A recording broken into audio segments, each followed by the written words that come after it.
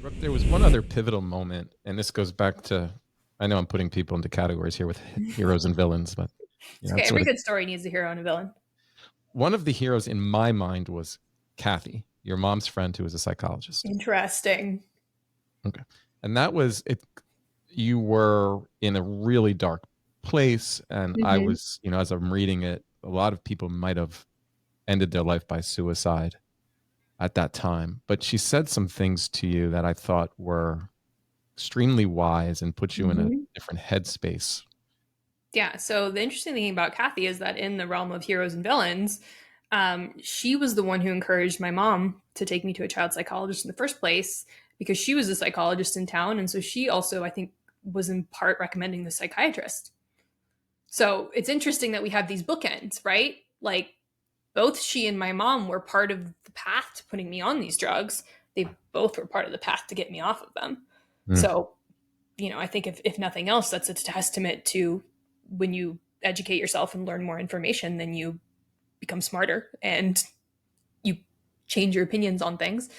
But when I was deep in withdrawal and having the really terrifying, intrusive, violent thoughts on the effects of withdrawal, when I called her, and I hadn't told my mom really what was happening to that level because even though my mom and I have such a pure relationship, the amount of I didn't I wanted to protect her. Like I didn't want her to know I was thinking these things because what could she do? It just she already knew I was in a bad state. I didn't feel the need to tell her everything.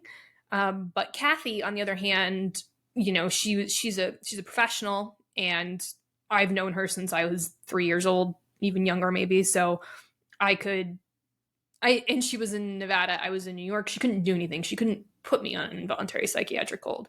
So when I told her what was happening, she had enough knowledge at the time to say, I think that this is antidepressant withdrawal. I think this has to do with you getting off the effexor. And but the one thing she said to me was that crazy people don't know they're crazy. And if you're aware that what you're thinking is, quote unquote bad, then you're not going to act on it because you are your feet are still on the ground. You're conscious. You're aware of what's happening to you and it's terrible, but you're not acting outside of yourself, if that makes sense. There's a word for it and I can't remember what it is. Do you remember? Agnosia.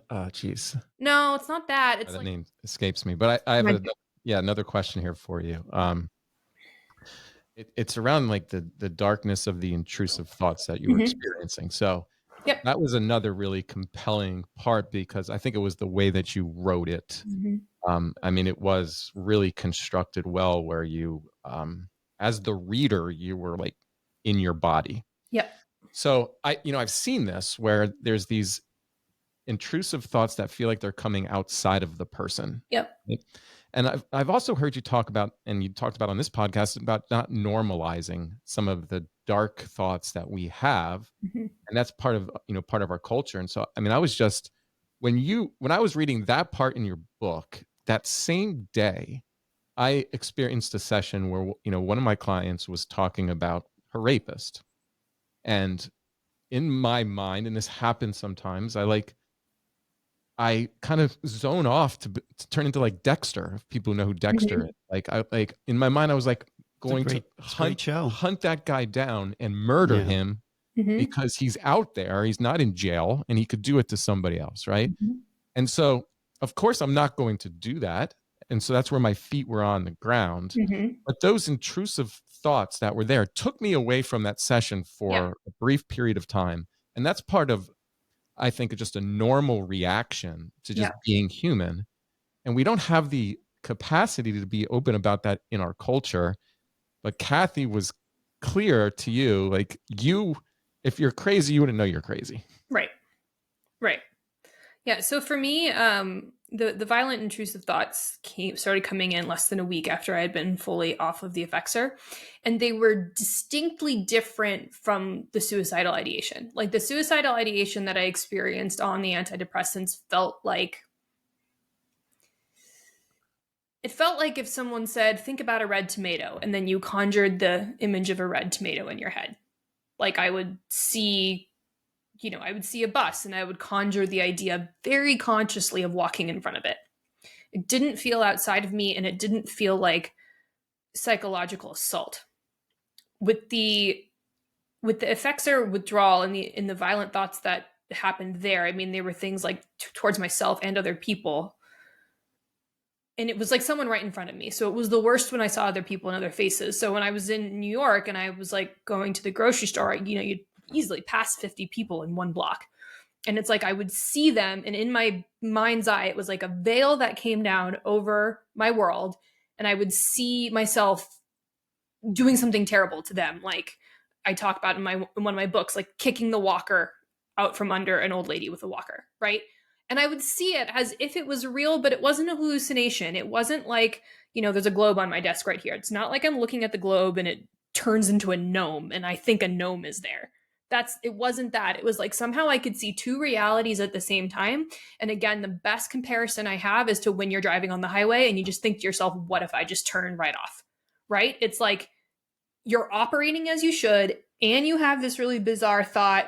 They both seem like completely reasonable outcomes, and you're home in both places.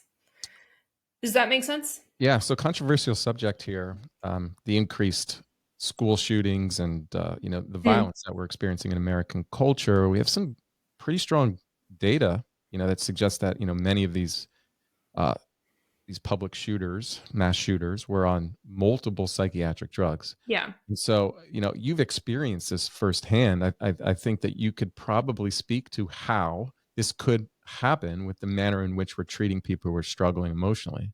Yeah, I mean, that topic is extremely fraught and very complicated. And to me, what's more interesting about that is not that people have intrusive thoughts and some people act on them. It's more that in what we know about a lot of the shooters is that they did not have the genetic ability to actually metabolize these drugs. So they were building up in a toxic way in their system.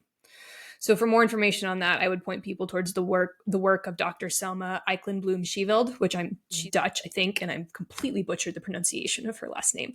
But she's a forensic. She works in forensic genetic testing on a variety of folks and is actually mapping the pathways in which these drugs are metabolized, and has started to draw conclusions between people who have a genetic inability to metabolize Zoloft. And when they do that, what happens is they go into more of a state of crazy people not knowing they're crazy. Yep. And that's when terrible things happen. I don't necessarily know, and I'm not going to speculate if that's the same thing that I was going to experiencing. I've done genetic testing on myself. I do not have a genetic inability to metabolize these drugs. I'm an intermediate metabolizer when it comes to effexor. So there is some argument to be made that the drugs did not work quite in my system as they would expect. But the violence we see on the news is a very different manifestation of this, although I'm not unconvinced that it's not connected. I just think it's another branch of this situation. Yeah, it's the CYP 450 pathway. Right. If you go to Brooke's Substack, Happiness is a Skill, she does some writing on this area that I think is well worth your time, because we know that our people who are getting prescribed these drugs are not going through genetic testing. So we are increasing. No, they're not. And genetic testing is not the be all end all either. There's a lot of problems and questions that surround it. But I'm of the mindset that the more information is good here. And, for the majority of people, they're probably not going to be in one of these buckets where they are a complete non-metabolizer of these drugs. But if you are, you really want to know. You really want to know. And we're literally talking potentially life and death, either of you, possibly somebody else, or even just some other just really bad side effects. And it kind of to me seems like low-hanging fruit. I mean,